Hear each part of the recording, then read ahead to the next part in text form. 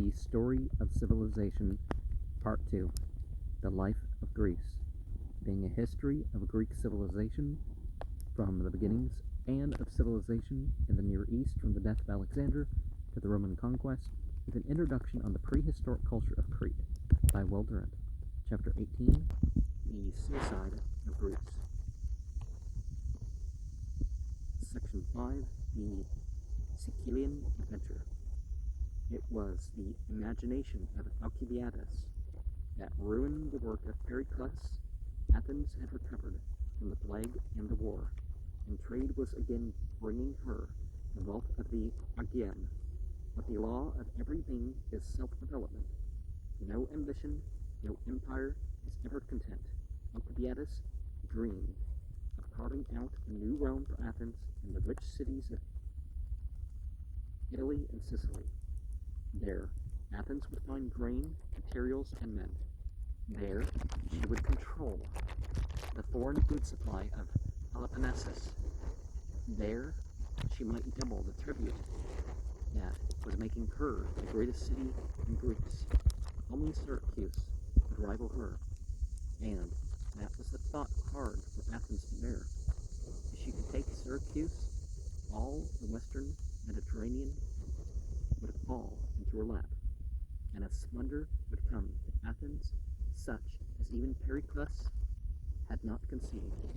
In 427 BCE, Sicily, imitating the mainland, had divided into warring camps, one led by Dorian Syracuse, the other by Ionian the Antini.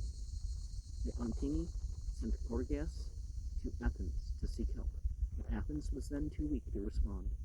Now in 416 BCE, Sucde dispatched envoys to Athens to say that Syracuse was planning to subjugate Sicily, make the island Dorian in government, to supply food and money to Sparta.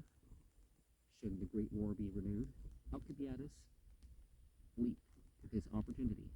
He argued that the Sicilian Greeks were hopelessly divided even within each city, that it would be a simple matter, given a little courage, to annex the whole island to the empire, that the empire must continue to grow or begin to decay, and that a little war now and then was a necessary training for an imperial race. Nicias pled with the assembly not to listen to any man whose personal extravagance tempted him to wild schemes of aggrandizement. But the eloquence of Alcibiades and the imagination of the people, now dangerously free from moral scruples, won the day. The assembly declared war against Syracuse, voted funds for a vast armada, and as if to ensure defeat, divided the command between Alcibiades and Nicias. Preparations went on with the characteristic fever of war, and the occasion of the fleet's departure was awaited as a patriotic festival. But shortly before this appointed day, a strange occurrence shocked a city that had lost much of its piety, but none of its superstitions. Some unknown persons, under the cover of night, had knocked off the noses, ears, and phalli from the figures of what was considered to be a god, Hermes, that stood before public buildings and many private dwellings as an emblem of fertility and a guardian of the home.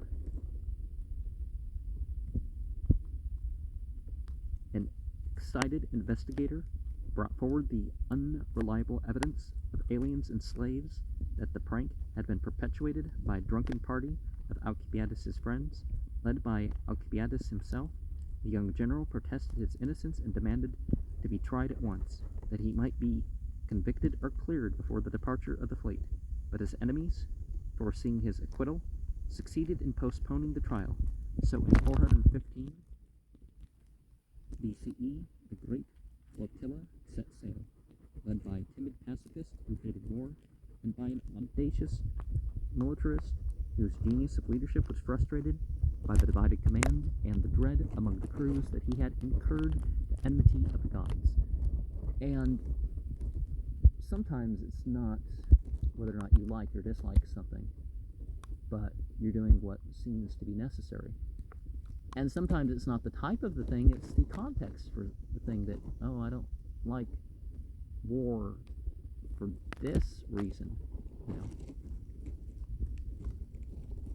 the fleet had been gone some days when new evidence, as unreliable as before, was brought out to the effect that Alcibiades and his friends had participated in an impious mimicry of the Eleusinian mysteries.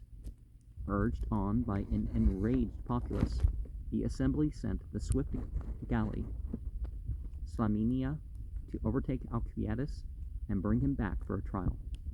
Alcibiades accepted the summons and went aboard the Slaminia, but when the vessel stopped at Thurii, he secretly made his way to shore and escaped. The Athenian assembly, baffled, pronounced judgment of exile upon him with confiscation of all his property, and a decree of death in case the Athenians should ever capture him. Bitter at the thought that his plans for empire and glory had been frustrated by a condemnation which he continued to call unjust. That's why you don't blaspheme, because people can go too far with it. Alcibiades took refuge in the Peloponnesus, and appearing before the Spartan assembly, proposed to help Sparta defeat Athens and establish there an aristocratic government. As for democracy, Thucydides makes him say, "The men of sense among us knew what it was, and I perhaps as well as I have the more cause to complain of it, but there is nothing new to be said of a patent absurdity." He advised them to send a fleet to help Syracuse and an army to capture Decelea, an Attic town whose possession should give Sparta military command of everything in Attica but Athens. The sober minds at Larium would cease to finance Athenian resistance, and the subject cities, foreseeing the defeat of Athens, would stop their payment of tribute. Sparta took his advice. The intensity of his own resolution appeared in the completeness with which he, so accustomed to luxury, took up the Spartan way of life. He became frugal and reserved, eating coarse food, wearing a rough tunic and no shoes, bathing in the Eurotas winter and summer, and observing all Lacedaemonian laws and customs faithfully. Even so, his good looks and personal fascination ruined his plans. The queen fell in love with him, bore him a son, and proudly whispered to her friends that he was the father. He excused himself to his intimates on the ground that he could not resist the chance to establish his race as kings over Laconia. King Agis, who had been away with the army, started home, and Alcibiades conveniently secured a commission in a Spartan squadron that was sailing to Asia. The king disowned the child and sent out secret orders for the assassination of Alcibiades, but the latter's friends warned him, and he escaped and joined the Persian admiral Tissaphernes at Sardis. At the other end of the war front, Nicias was encountering a resistance which only Alcibiades' genius for strategy and intrigue could have overcome. Nearly all of Sicily came to the aid of Syracuse. In 414 BCE, a Spartan fleet under Philippus helped the Sicilian navy to bottle up the Athenian ships in the harbor of Syracuse, cutting them off from any supply of food. A final chance to escape was lost because of an eclipse of the moon, which frightened Nicias and many of his soldiers into awaiting an opportunity more satisfactory to the gods. On the next day, however, they found themselves surrounded and were forced to give battle. They were defeated, first on the sea, then on land. Nicias, through ill and weak, fought bravely and at last surrendered to the mercy of the Syracusans.